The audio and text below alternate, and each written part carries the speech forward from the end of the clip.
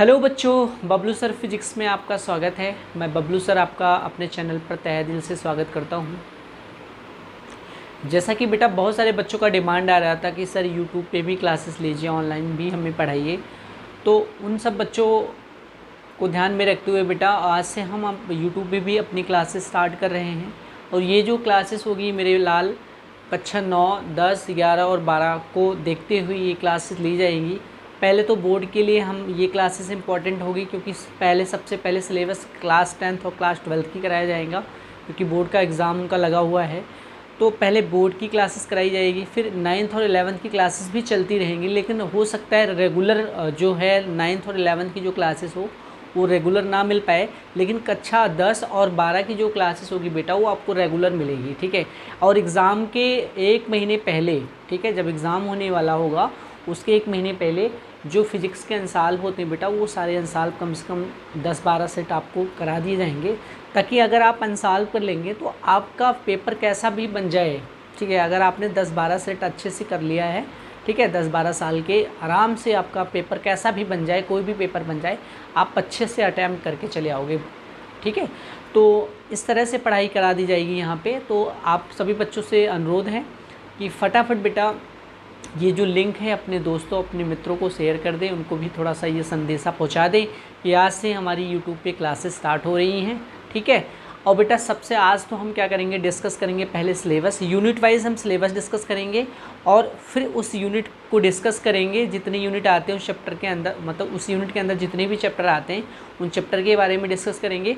उसके बाद वो यूनिट खत्म होगी, फिर हम सेकंड यूनिट पे चलेंगे, उसके अंदर कौन कौन से चैप्टर आते हैं उसके बारे में डिस्कस करेंगे। फिर हर चैप्टर को हम क्या करेंगे, डिटेल से पढ़ेंगे। ठीक है। तो लेट ना करते हुए बेटा आज हम स्टार्ट करते हैं कक्षा 12 की फिजिक्स। ठीक है ना। यूनिट नंबर फर्स्ट जिसका नाम है इलेक्ट्रोस्टैटिक्स। ठीक है। इस यूनिट के अंतर्गत बेटा कितने चैप्टर आते हैं, क्या क्या टॉपिक पढ़ना हो चैप्टर के अंदर, वो सारा हम आपको पढ़ाएंगे। ठीक है। तो सबसे पहले हम ये डिस्कस करते हैं कि कौन सी यूनिट में कौन सा टॉपिक हमें कौन सा चैप्टर पढ़ना है और कौन से चैप्टर में क्या क्या टॉपिक पढ़ना है। ठीक है बेटा। तो लिखते हैं सबसे पहले यूनिट फर्स्ट। सभी बच्चे पेन और कॉपी लेके बैठेंगे। ठीक है बेटा। मेरे साथ नोट्स भी बनाते हुए चलेंगे। ठीक है लल्ला। तो नोट्स आप बनाते रहेंगे, क्योंकि अगर आप अपने से नोट्स बनाएंगे तो वो ज़्यादा आपका बेनिफिशियल होता है। ठीक है। तो आप सभी बच्चे पेन और कॉपी लेकर बैठे। मैं यहाँ पे जितनी भी थ्योरी होगी वो आपको लिखवाता चलूँगा, जो डेरिवेशन है वो भी लिखवाऊँगा, न्यूमेरिकल पोर्शन आएगा न्यूमेरिकल पोर्शन भी कराऊँगा। तो सभी बच्चे केवल कॉपी और पेन लेके बैठें। ठीक है। जितना मैं यहाँ पे सिलेबस करा दूंगा बच्चा उतना ही पढ़ लोगे, वो सफिशेंट होगा। आपको किताब भी छूने की ज़रूरत नहीं, किताब छुओ आप तो आप न्यूमेरिकल पोर्शन कर सकते हो किताब से। थियरी डेरिवेशन की आप टेंशन ना लो, एक भी टॉपिक आपका मिस आउट नहीं होगा। ठीक है बेटा। तो यूनिट फर्स्ट हम पढ़ेंगे। यूनिट फर्स्ट का नाम है बच्चा इलेक्ट्रोस्टैटिक्स। इलेक्ट्रोस्टैटिक्स हिंदी में बात करें बेटा तो इसको बोलते हैं स्थिर वैद्युतिकी बोलते हैं बेटा, या विद्युतिकी भी हम कह सकते हैं, कोई दिक्कत वाली बात नहीं है। ठीक है। विद्युतिकी। अब इस यूनिट के अंदर बेटा कौन कौन से चैप्टर हम पढ़ने वाले हैं इसके बारे में देख लेते हैं। तो पहला जो चैप्टर आएगा इस यूनिट के अंतर्गत वो आएगा बेटा, पहला हमारा चैप्टर, पहला जो चैप्टर आएगा वो आएगा इलेक्ट्रिक चार्ज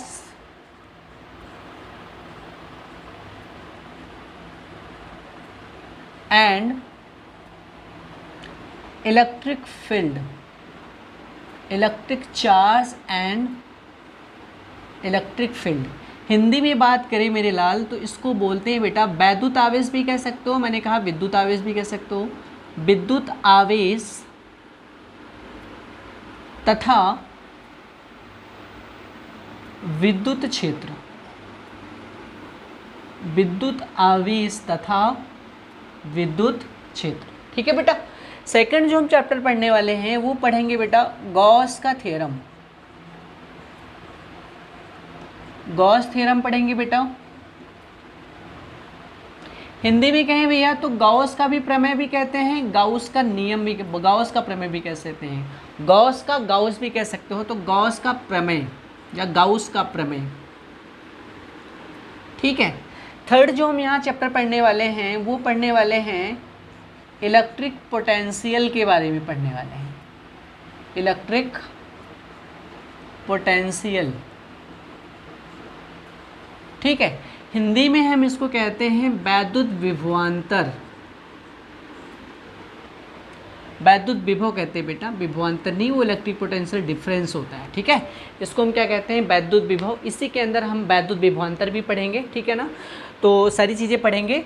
चौथा जो हम चैप्टर पढ़ने वाले हैं वो इलेक्ट्रिक कैपेसिटेंस होता है बेटा, जिसको हम कहते हैं विद्युत धारिता, इलेक्ट्रिक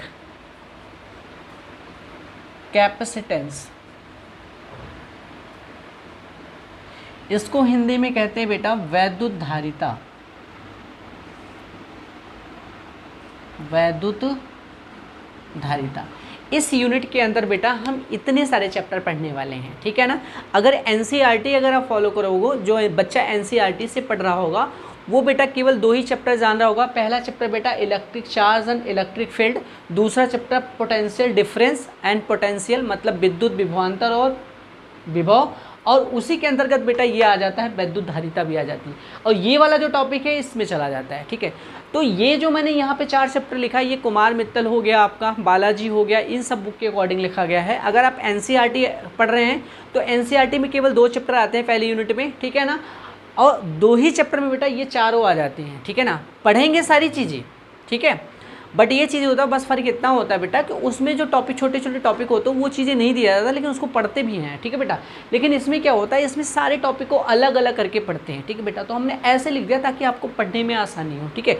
तो अब ये यूनिट स्टार्ट करते हैं और पहला चैप्टर स्टार्ट करेंगे। पहले यूनिट के बारे में जानेंगे कि जिसका नाम है स्थिर वैद्युत की, वो होता क्या है, ठीक है। उसके बाद हम यहाँ पे ये वाला चैप्टर स्टार्ट करेंगे कि electric charge and electric field होता क्या है, ठीक है बेटा। इसमें क्या क्या टॉपिक पढ़ेंगे एक तरफ से हम क्या करेंगे, डिस्कस करेंगे। तो फटाफट हम क्या करते हैं, यहाँ पे इसको थोड़ा सा रब करते हैं बेटा और स्टार्ट करते हैं पहला चैप्टर।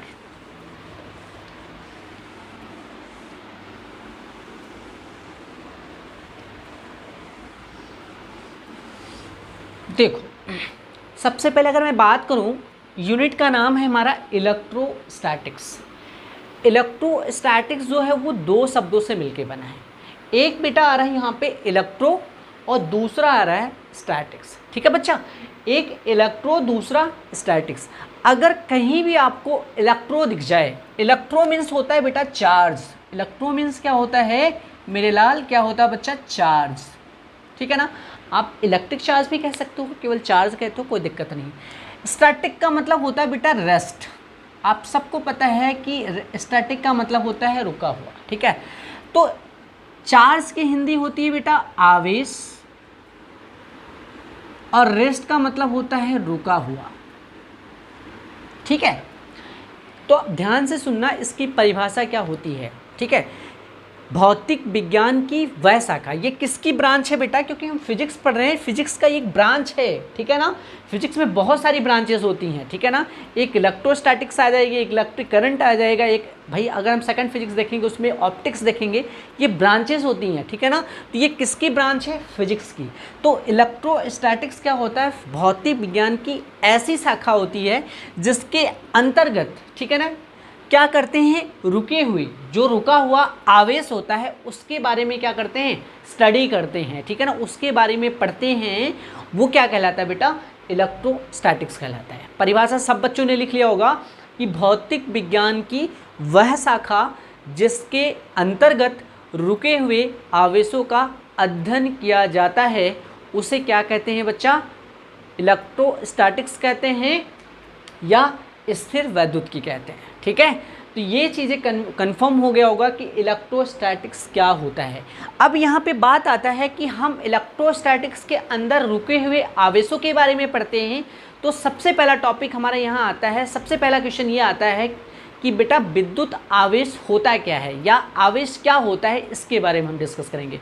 तो यहाँ से हमारा पहला चैप्टर स्टार्ट होता है जिसका नाम है electric charge and electric field, ठीक है। तो पहले हम विद्युत आवेश के बारे में जानेंगे। तो फटाफट बच्चे सभी हेडिंग लगा लो, क्या, इलेक्ट्रिक चार्ज मतलब विद्युत आवेश, इलेक्ट्रिक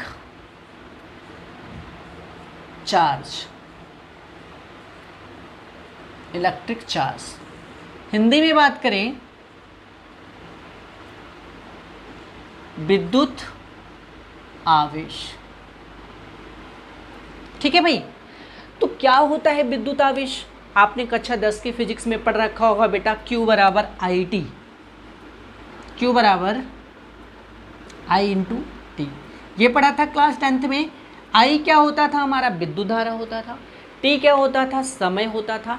तो विद्युत धारा तथा समय के गुणनफल को हम वहाँ पे क्या कहते थे? विद्युत आवेश कहते थे। ये क्लास 10th की डिफिनीशन थी बेटा, ठीक है, जो कि आप बता देते थे, ठीक है। लेकिन अब आप बड़ी क्लास में पहुँच चुके हैं, तो बड़ी क्लास में ऐसा लिखना अच्छा नहीं होगा।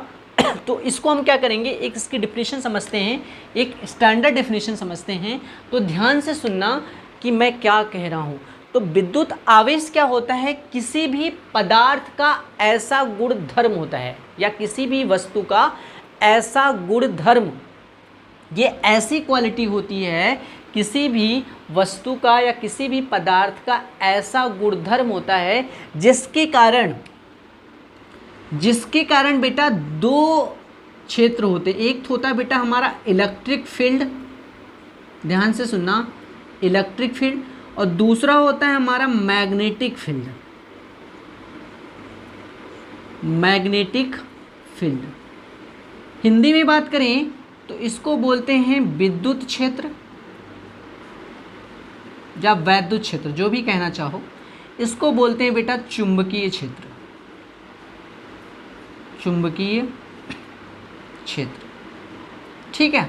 तो मैंने क्या बताया, ध्यान से सुनना, कि किसी भी पदार्थ का या किसी भी वस्तु का ऐसा गुणधर्म जिसके कारण वैद्युत क्षेत्र और चुंबकीय क्षेत्र उत्पन्न होते हैं, तथा इनके प्रभाव का क्या किया जाता है, ये जो उत्पन्न हुआ है इनके प्रभाव का क्या किया जाता है? अनुभव किया जाता है, अनुभव किया जाता है। क्या कहलाता है बेटा? विद्युत आवेश कहलाता है। ठीक है ना। अभी मैं बताऊंगा कि इलेक्ट्रिक फील्ड क्या होता है, चुंबकीय क्षेत्र क्या होता है, विद्युत क्षेत्र क्या होता है, सबके बारे में डिस्कस करेंगे। तो सिंपल जो मैं बता रहा हूँ वो डिफिनीशन आप लिखो।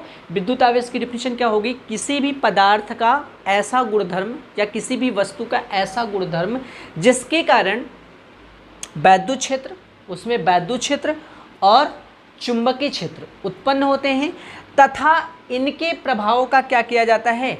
अनुभव किया जाता है, उसे हम क्या कहते हैं? वैद्युत आवेश कहते हैं। ठीक है ना। अगर कोई बच्चा परिभाषा नहीं लिख पाया हो तो फिर से मैं बोल रहा हूँ, आप परिभाषा लिखो। किसी भी पदार्थ का ऐसा गुणधर्म जिसके कारण वैद्युत क्षेत्र एवं चुंबकीय क्षेत्र उत्पन्न होते हैं, तथा इनके प्रभाव का क्या किया जाता है? अनुभव किया जाता है, उसे हम क्या कहते हैं? वैद्युत आवेश कहा जाता है। ठीक है ना। आप ऐसे भी लिख सकते हो या आप ऐसे लिख लो, किसी भी पदार्थ का वह गुणधर्म जिसके कारण हम क्या कहते हैं? वैद्युत और चुंबकीय प्रभाव का क्या किया जाता है? अनुभव किया जाता है, उसे हम वैद्युत आवेश कहते हैं। ऐसे भी बता सकते हो, कोई दिक्कत वाली बात नहीं है। ठीक है। तो परिभाषा सबको क्लियर हो गई होगी। दूसरी चीज़ यहाँ पे क्या आता है कि जो वैद्युत आवेश है बेटा, उसको हम रिप्रेजेंट कैसे करते हैं? It is represented by small Q. मतलब विद्युत आवेश को हम किससे रिप्रेजेंट करते हैं? स्मॉल क्यू से। ठीक है। तो विद्युत आवेश को हम स्मॉल क्यू से प्रदर्शित करते हैं। और नेक्स्ट चीज़ जो आती है बेटा, ये कौन सी क्वांटिटी होती है, कौन सी राशि होती है? तो आप हमेशा याद रखो कि विद्युत आवेश जो होता है वो एक अदिश राशि होती है, मतलब एक स्केलर क्वांटिटी होती है। क्या होती है बेटा? कौन सी राशि होती है? अदिश राशि होती है। तो ये लिखते चलो आप फटाफट, पॉइंट वाइज करके लिखते चलो। विद्युत आवेश जो आपने हेडिंग लगा रखा है उसमें पहले पॉइंट में आप विद्युत आवेश की परिभाषा डाल दो, दूसरे पॉइंट में आप लिखो कि इसे स्मॉल क्यू से प्रदर्शित करते हैं, तीसरे पॉइंट में लिखो यह एक अदिश राशि होती है। ठीक है बच्चा, समझ में आ गया? 3 पॉइंट हो गया। अब चौथा पॉइंट क्या लिखना है, ध्यान से सुनिए। विद्युत आवेश का जो मात्रक होता है, विद्युत आवेश का मात्रक, अब पद्धतियां भी कक्षा 11 में अगर आपने पढ़ रखी होगी तो बहुत सारी पद्धतियां आपने पढ़ी थी कि सीजीएस क्या होता है, एमकेएस पद्धति क्या होता है, एफपीएस पद्धति क्या होता है, इन सब के बारे में आपने क्या किया होगा, एसआई पद्धति क्या होती है, इन सब के बारे में आपने पढ़ा होगा कि कौन सी पद्धति में कौन सी क्वांटिटी का मात्रक कौन सा होता है। ठीक है, जैसे आपने पढ़ा होगा कि बल का जो मात्रक होता है वो एमकेएस में न्यूटन होता है, सीजीएस में डाइन होता है। ठीक है ना, तो ये सारी चीज़ें आपने पढ़ा होगा कि अलग अलग पद्धति में जो क्वांटिटी होता है उनका मात्रक क्या होता है, अलग अलग होता है। वैसे ये कौन सी क्वांटिटी है, अदिश राशि है, तो अदिश राशि है तो इसका मतलब इसका भी मात्रक तो होगा ही होगा ना बेटा, हर क्वांटिटी का यूनिट होता है। जैसी बात है, कोई भी राशि है, राशि को आप किसी ना यूनिट में मेज़र करोगे ना, तो हर क्वांटिटी की यूनिट होती है, तो इसकी भी यूनिट होती है। लेकिन कौन सी पद्धति में, तो विद्युत आवेश का मात्रक कौन सी पद्धति में, एमकेएस पद्धति में।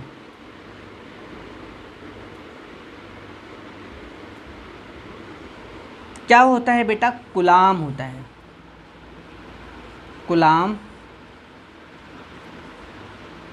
होता है, या हम बेटा कूलाम कह लें या बेटा एम्पियर सेकंड कह लें। कैसे एम्पियर सेकंड करेंगे ये भी हम बताएंगे आपको, एम्पियर सेकंड होता है।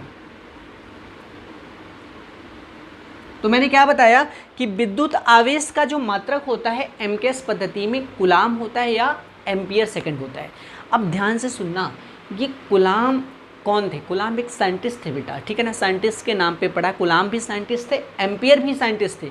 बाद हम बात करेंगे कूलाम के बारे में, बहुत अच्छे से डिटेल से पढ़ेंगे जब हम कूलाम का नियम पढ़ेंगे। ठीक है, कि कूलाम का सब देखेंगे, सब चीज़ें कि ये कूलाम कहाँ के रहने वाले थे, ये भी आपको बता देंगे कि कूलाम कहाँ के रहने वाले थे, इन्होंने नियम कब दिया था कूलाम का नियम, इनका नियम क्या बताता है, सारी चीज़ें डिस्कस करेंगे। तो अभी इतना याद रखो आप क्या, कि विद्युत आवेश का जो मात्रक होता है एमकेएस पद्धति में वो क्या होता है, कूलाम होता है या एम्पियर सेकंड होता है।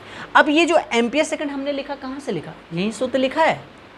कहाँ से लिखा है भाई, अब Q बराबर आपने क्या पढ़ा था, I/T पढ़ा था भाई। I क्या है, विद्युत धारा, तो विद्युत धारा का मात्रक क्या होता है, एम्पियर, और T क्या है, समय है, तो समय का मात्रक क्या होता है, सेकंड। तो Q का मात्रक क्या हो गया, एम्पियर सेकंड, या इसी चीज़ को हम क्या कहते हैं बच्चा, कूलाम कहते हैं। क्या कहते हैं मेरे लाल, कूलाम कहते हैं।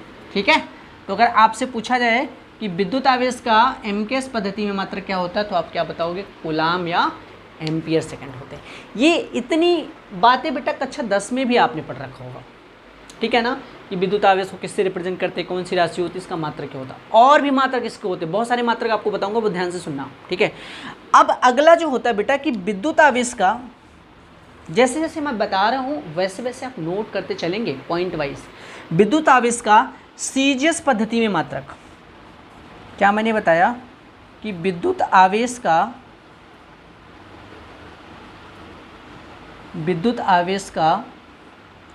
सीजीएस पद्धति में मात्रक,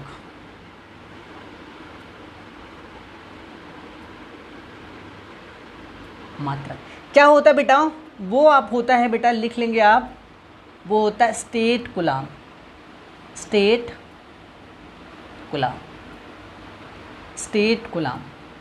ठीक है भाई, मैंने क्या बताया कि विद्युत आवेश का सीजीएस पद्धति में मात्रक क्या होता है बच्चा, स्टेट कूलाम। ठीक है ना, अगर एमकेएस में पूछा जाए तो कूलाम, या बेटा क्या, एम्पियर सेकेंड। ठीक है, अगला पॉइंट, ये चीज़ें आपने लिख रखा हुआ। अब अगला पॉइंट क्या होता है, ध्यान से सुनना, अगला पॉइंट हम क्या डिस्कस करेंगे, यहाँ पे डिस्कस करते हैं। डिस्कस यहाँ पे क्या करेंगे, ध्यान से सुनिए, पॉइंट वाइज करके लिखो सभी लोग।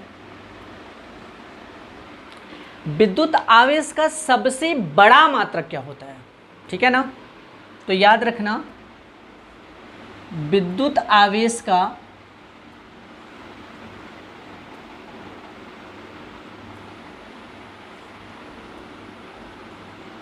का सबसे बड़ा मात्रक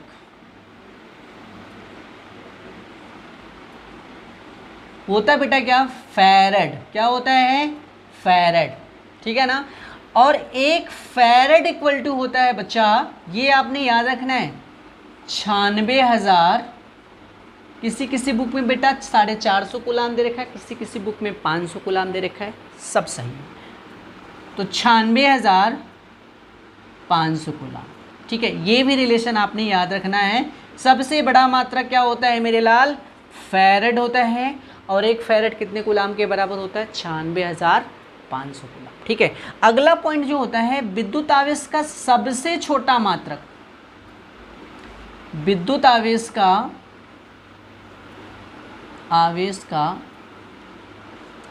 सबसे छोटा मात्रक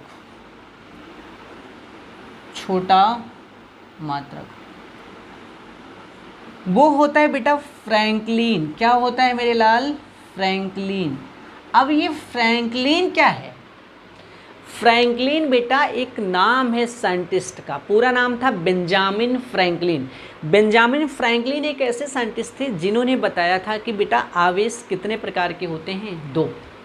अभी मैं क्या करूँगा, इसके बाद डिस्कस करूँगा, एक आपको प्रयोग करके दिखाऊंगा। ठीक है ना, प्रयोग करके यहाँ पे प्रयोगों द्वारा इसका नेचर समझ में आया कि आवेश कितने प्रकार के होते हैं? 2। क्योंकि ये बेटा किसी पदार्थ को आकर्षित करता था, छोटे छोटे पदार्थों को अपनी तरफ आकर्षित भी करता था और प्रतिकर्षित भी करता था। ठीक है ना, छोटे छोटे कणों को। ठीक है बेटा, तो इससे देखा गया कि इसके 2 नेचर है, एक रिपल वाला और एक अट्रैक्ट वाला। उस बिहेव पे विद्युत आवेश को 2 भागों में बांटा गया।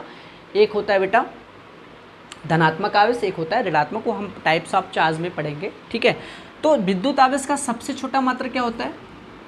फ्रैंकलिन। नेक्स्ट पॉइंट जो बेटा वो आपने याद रखना है कि 1 कूलाम, जैसे आपने कक्षा 9 या कक्षा 11 में पढ़ रखा था कि 1 न्यूटन में कितने डाइन होते हैं? 10 की पावर 5 डाइन। वैसे 1 कूलाम में कितने स्टेट कूलाम होते हैं?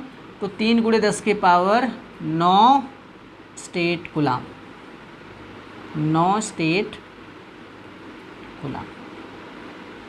ठीक है मेरे भाई, ये सारा चीज़ आपने याद रखना है। अभी मैं पहला ही टॉपिक पढ़ा रहा हूँ, विद्युत आवेश खत्म नहीं हुआ अभी। ठीक है, तो विद्युत आवेश के बारे में ही डिस्कस कर रहे हैं अभी, ना तो उसका प्रकार देख रहे हैं, कुछ नहीं देख रहे हैं। आगे टॉपिक पढ़ेंगे कि आवेश के प्रकार क्या क्या होते हैं, आवेश का क्वांटमीकरण का सिद्धांत क्या होता है, आवेश संरक्षण का नियम देखेंगे, विद्युत क्षेत्र देखेंगे, विद्युत बल रेखाएं भी देखेंगे। ठीक है ना, कूलाम का नियम देखेंगे, अक्षीय निरक्षीय स्थिति में विद्युत क्षेत्र की तीव्रता देखेंगे, किसी बिंदु आवेश का विद्युत क्षेत्र की तीव्रता क्या होती है। ठीक है ना, ये भी देखेंगे। ठीक है बेटा, कि किसी एक समान विद्युत क्षेत्र में स्थित किसी विद्युत द्विध्रुव पर लगने वाला बल आघूर्ण कितना होता है, विद्युत द्विध्रुव क्या होता है, विद्युत द्विध्रुव आघूर्ण क्या होता है, इन सब के बारे में डिस्कस करेंगे। ठीक है ना, उसके बाद हमारा विद्युत फ्लक्स आएगा, गाउस का नियम आएगा, गाउस के एप्लीकेशंस आएंगे, तब जाके बेटा हमारा एक चैप्टर खत्म होगा। ठीक है ना बेटा, तब एक चैप्टर हमारा क्या होगा? खत्म होगा। ठीक है, चैप्टर खत्म होगा, यूनिट नहीं। फिर उसके बाद हम विभव वाले चैप्टर में पहुंच जाएंगे, विभव विभाजन पढ़ेंगे, फिर धारिता पढ़ेंगे, धारिता जैसे खत्म होगा तब हमारा जाके दूसरा चैप्टर खत्म होगा, फिर हमारी जाके पहली यूनिट खत्म होगी। तो एक यूनिट के अंदर बेटा एनसीईआरटी के अकॉर्डिंग 2 चैप्टर आते हैं और कुमार मित्तल अकॉर्डिंग बेटा 4 चैप्टर आते हैं। ठीक है ना, तो आप कन्फ्यूज मत होना। तो 1 कूलाम में कितने स्टेट कूलाम मैंने बता दिया? 3 × 10 की पावर 9 स्टेट कूलाम। ठीक है, तो ये सारी चीज़ें हमने आपको बताया, आवेश के बारे में बताया। ठीक है, क्या मैंने बताया? फिर से मैं एक बार रिवीजन कराना चाहूँगा कि विद्युत आवेश की परिभाषा अगर आपको बताना तो आप क्या बताओगे? किसी भी पदार्थ का या किसी भी वस्तु का वह गुणधर्म जिसके कारण विद्युत क्षेत्र और चुंबकीय क्षेत्र उत्पन्न होते हैं तथा उनके प्रभाव का क्या किया जाता है? अनुभव किया जाता है। क्या कहलाता है? विद्युत आवेश कहलाता है। इसे स्मॉल q से रिप्रेजेंट करते हैं। यह एक स्केलर क्वांटिटी होती है। इसका मात्रक एमकेएस पद्धति में क्या होता है?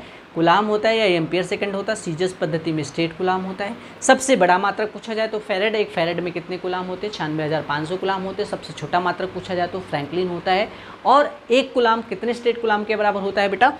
तो 3 × 10 की पावर 9 स्टेट कूलाम के बराबर होता है। ठीक है, और बेटा इसके अन्य मात्रक भी हो सकते हैं। क्या? वो चीज़ भी आपको जानना बहुत ही जरूरी है।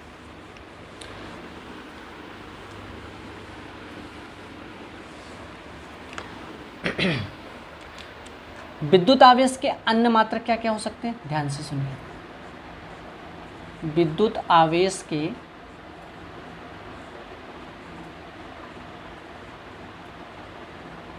अन्य मात्रक जैसे 1 माइक्रो कूलाम। सी को क्या पढ़ेंगे? कूलाम। म्यू को पढ़ते हैं माइक्रो। 1 माइक्रो कूलाम, तो 1 माइक्रो कूलाम बराबर होता है बेटा 10 की पावर -6 कूलाम। ये भी याद रखना है आपको। ठीक है ना। 1 मिली कूलाम, आप ऐसे भी लिख सकते हो, मिली कूलाम 10 की पावर -3 कूलाम। पहले इसको मैंने ऊपर लिखना चाहिए था लेकिन कोई बात नहीं। ठीक है। 1 नैनो कूलाम 10 की पावर -9 कूलाम। 1 पिको कुलाम 10 के पावर माइनस 12 कुलाम। ये चीज़ें बेटा क्यों मैं बता रहा हूँ, क्योंकि ये न्यूमेरिकल अब जब आप करेंगे ना तो आप उसमें दे देगा कि एक आवेश से बेटा 5 माइक्रो कुलाम, तो उसको आप कुलाम में चेंज कैसे करेंगे। 1 कुलाम माइक्रो कुलाम बराबर होते 10 के पावर माइनस 6 कुलाम, तो 5 क्या होगा, 5 गुणे 10 के पावर माइनस 6। 1 पिको कुलाम दे देगा, एक भैया किसी आवेश का मान 10 पिको कुलाम है, तो आप इसको कैसे चेंज करोगे, 10 गुणे 10 के पावर माइनस 12 कुलाम। ठीक है ना बेटा। तो ये चीज़ें मैं बता इसलिए रहा हूँ ताकि आपका न्यूमेरिकल पोर्शन आसानी से लग जाए। ठीक है, तो ये भी अन्य मात्रक आप क्या कर सकते हैं, नोट कर सकते हैं। ठीक है, तो फटाफट नोट कर लीजिए। ठीक है, तो आज के वीडियो में बस इतना ही करते हैं, मिलते हैं नेक्स्ट वीडियो में एक नेक्स्ट टॉपिक लेके बेटा। तब तक के लिए धन्यवाद। और आप सभी से रिक्वेस्ट है, आप अपने मित्रों को ये हमारा लिंक शेयर करिए ताकि ज़्यादा से ज़्यादा बच्चों का भला हो सके। और अगर हमारे चैनल पर बेटा आप नए हैं तो लाइक करें, सब्सक्राइब करें और बेल आइकन का बटन ज़रूर प्रेस कर लें ताकि कोई भी वीडियो अपलोड हो बेटा उसका नोटिफिकेशन आपको मिल जाएगा। सारी क्लासेस आपको कराई जाएंगी। आज थोड़ा सा पहला दिन है, ठीक है ना बेटा, तो आज थोड़ा सा कम करते हैं। आगे हम क्या करेंगे, नेक्स्ट आगे 1-1 घंटे की क्लासेस रहेगी।